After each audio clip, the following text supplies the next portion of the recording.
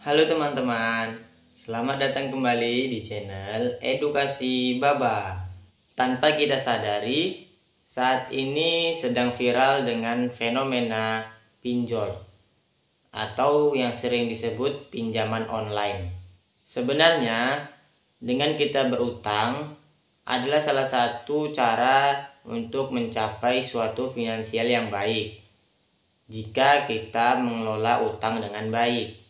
Namun sebaliknya, jika kita tidak mampu mengelola utang dengan baik, maka hutang ini akan menghancurkan tujuan finansial kita. Nah, di video kali ini saya akan membahas langkah-langkah bagaimana cara mengelola hutang dengan baik. Langkah pertama, pahamilah jenis utang kita. Jenis utang di sini yang saya maksud adalah jenis utang untuk memenuhi kebutuhan sekunder atau kebutuhan primer. Contoh singkatnya, jika teman-teman anak kos ataupun pekerja, teman-teman kekurangan uang untuk makanan bulanan atau kekurangan uang untuk bayar kos, maka teman-teman tidak tahu lagi harus bagaimana karena uang yang dimiliki tidak cukup ataupun kurang, maka teman-teman dianjurkan untuk berutang. Contohnya untuk uang makan. Ini adalah utang yang seharusnya. Karena kalau kita tidak makan, maka kita tidak bisa bekerja untuk mencari uang untuk makan hari selanjutnya. Contoh satu lagi adalah utang untuk kredit motor. Sebenarnya untuk zaman sekarang kendaraan ini bukanlah hal wajib karena sudah banyak angkutan umum atau ojek online yang menyediakan jasanya untuk kita bepergian. Nah, pada poin satu ini teman-teman harus tahu jenis utang apa yang harus kita ambil.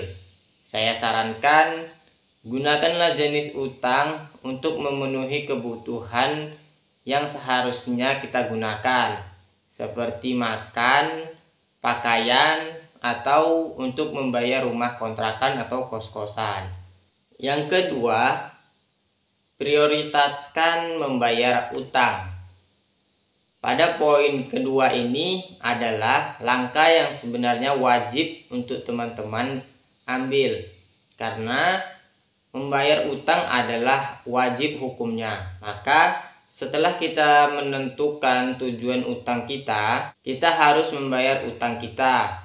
Maka dari itu, prioritaskanlah pembayaran utang untuk kebutuhan sekunder daripada kebutuhan primer. Karena apabila kita membayar hutang, contohnya hutang kendaraan tadi, sementara hutang makan kita tidak kita bayar atau kita tunda-tunda, maka untuk selanjutnya kita akan kesulitan untuk memenuhi kebutuhan kita.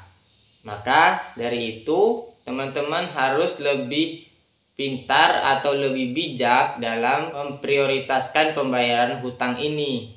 Maka dari itu utamakanlah untuk membayar utang. Biarpun sedikit, setidaknya ada itikat baik kita untuk membayar tanggung jawab kita. Karena orang yang kita hutangi akan lebih senang apabila kita mengangsur utang yang kita dapat.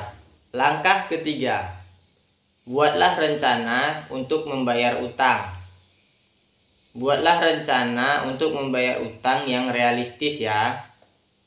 Teman-teman harus tahu berapa uang masuk yang teman-teman dapatkan, sehingga teman-teman bisa membuat rencana berapa persen yang harus dibayarkan untuk membayar utang. Untuk membayar hutang, teman-teman harus sepakati dulu bagaimana metode pembayaran hutangnya. Apakah itu dengan sistem angsur ataupun dengan langsung lunas.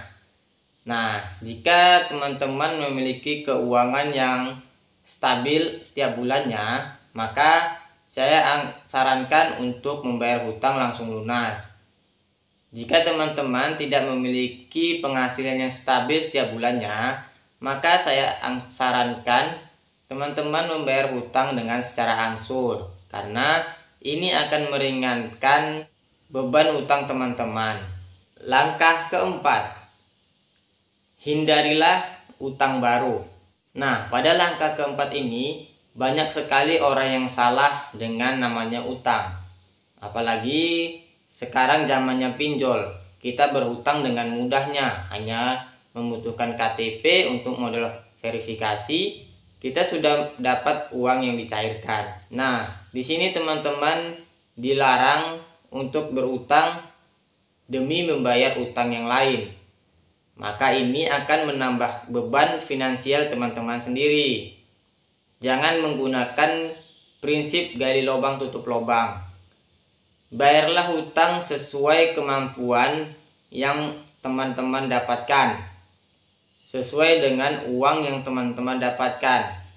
Kembali lagi pada poin 3, rencanakanlah pembayaran hutang teman-teman. Jika teman-teman belum sanggup membayar hutang karena alasan tertentu yang tentunya masuk akal di logika, maka teman-teman lebih baik jujur kepada orang yang memberikan hutang, karena ini akan memberikan konfirmasi. Semoga dengan adanya konfirmasi ini teman-teman dapat keringanan untuk membayar hutang. Jangan berhutang dengan orang lain demi melunasi hutang yang ini, maka itu hanyalah kerja yang sia-sia. Maka dari itu, berusahalah untuk menghindari utang lagi, atau berusahalah untuk keluar dari zona lingkaran hutang, sehingga teman-teman mampu membayar hutang dengan bijak ataupun dengan baik, dan dapat melunasi hutang teman-teman dengan baik pula. Langkah kelima, buatlah rencana keuangan yang sehat. Nah, pada langkah kelima ini sebenarnya sudah saya bahas di video saya yang sebelumnya. Jika teman-teman belum pernah melihat video saya yang sebelumnya atau baru bergabung di channel ini, teman-teman bisa melihat videonya di sini atau bisa teman-teman scroll sendiri di galeri saya ya. Nah, buatlah rencana keuangan yang baik dan realistis sehingga untuk masa depan nanti teman-teman bisa terhindar dari yang namanya hutang. Pertimbangkan lagi investasi menggunakan hutang ya. Saya sarankan gunakanlah investasi dari modal pribadi, yaitu dengan uang yang tidak terpakai ataupun yang sering dibilang orang uang dingin. Jangan berinvestasi menggunakan utang. Saya sarankan untuk menghindari investasi dari uang utang. Karena jika investasi yang teman lakukan salah, maka nanti akan memperburuk finansial teman-teman.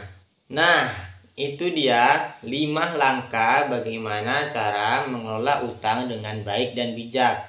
Perlu teman-teman ketahui bahwa mengelola utang memerlukan kedisiplinan dan kesabaran, sehingga teman-teman dapat membayar hutang atau mengelola hutang dengan baik dan benar. Pertanyaannya adalah, apakah berutang itu boleh atau tidak? Kalau menurut saya pribadi, berutang itu boleh apabila kita dalam keadaan terdesak. Namun, jika keadaan kita tidak terdesak, maka saya sarankan teman-teman untuk menabung. Menabung untuk target apa yang ingin kita capai, sehingga akan mengurangi beban finansial kita. Maka dari itu, saya sarankan rencanakanlah keinginan kita di masa depan agar kita bisa terhindar dari yang namanya utang. Kelolalah uang kita dengan baik, karena kita yang mencarinya, tentu saja kita yang harus tahu kemana uang kita mengalir. Terima kasih telah menonton video ini. Apabila video ini menurut kamu bermanfaat, jangan lupa dilaksanakan dan jangan lupa di-share ke teman-teman kamu ya. Terima kasih.